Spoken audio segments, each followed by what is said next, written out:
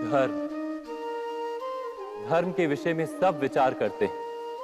कोई अपने ही धर्म के विषय में, कोई अन्य के धर्म के बारे में। किसी के अधर्म को लेकर चर्चाएं होती ही रहती हैं। कोई भी ऐसा नहीं है जो धर्म के विषय पर विचार ना करता हो। किंतु वास्तव में धर्म है क्या? क्या कोई ये समझ पाया है? धर्म मनुष्य को दूसरे मनुष्य के साथ, समस्त सृष्टि के साथ सुख से जीने का ज्ञान देता है। यही कारण है कि किसी धर्म के स्थान पर मनुष्य को सदा ही शांति प्राप्त होती है। क्या यह आपका अनुभव नहीं? अर्थात धर्म मनुष्य के सारे संघर्षों का नाश करता है।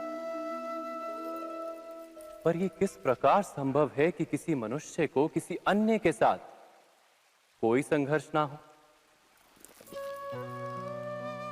विचार करें, जहां प्रेम होता है क्या वहां संघर्ष भी होता है? आप कहेंगे हां, अवश्य होता है।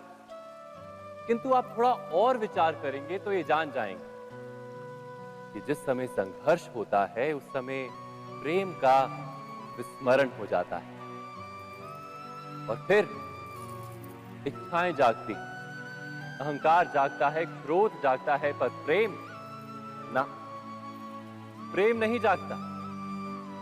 क्योंकि जहां प्रेम जागता है वहां सारे विवाद, सारे संघर्ष, सारे झगड़े नष्ट हो जाते हैं।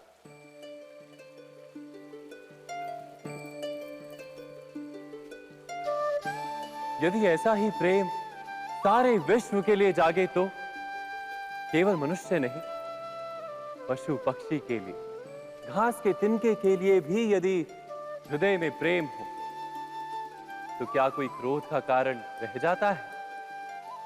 नहीं ना।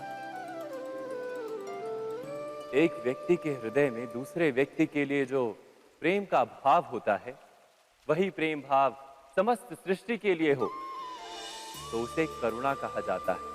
करुणा अर्थात सारे विश्व का स्वीकार, सबके लिए केवल प्रेम और कुछ नहीं, कहीं किसी के लिए कोई विरोध नहीं। करुणा ही वास्तव में सारे धर्मों का सार है। धर्म यदि वृक्ष है तो करुणा ही उसका मूल, उसकी जड़।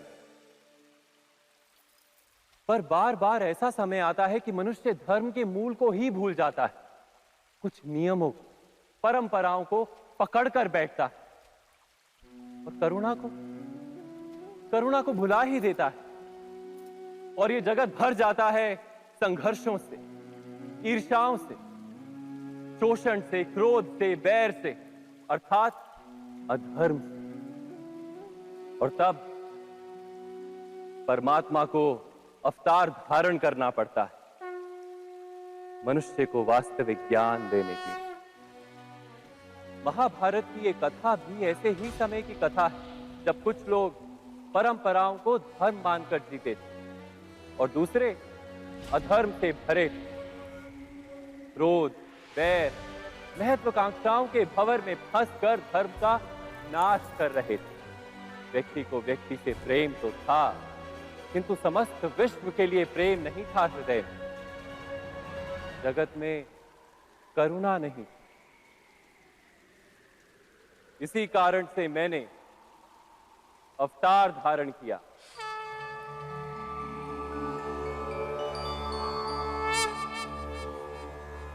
परित्राणाय साधूनां, साधुओं को मुक्त करने के लिए, विनाशाय च दुष्कृतां, बुरा कार्य करने वालों का नाश करने के लिए, धर्म संस्थापनार्थाय, धर्म की स्थापना के लिए मैं वासुदेव कृष्ण प्रवेश करने जा रहा हूं महाभारत की इस कथा में।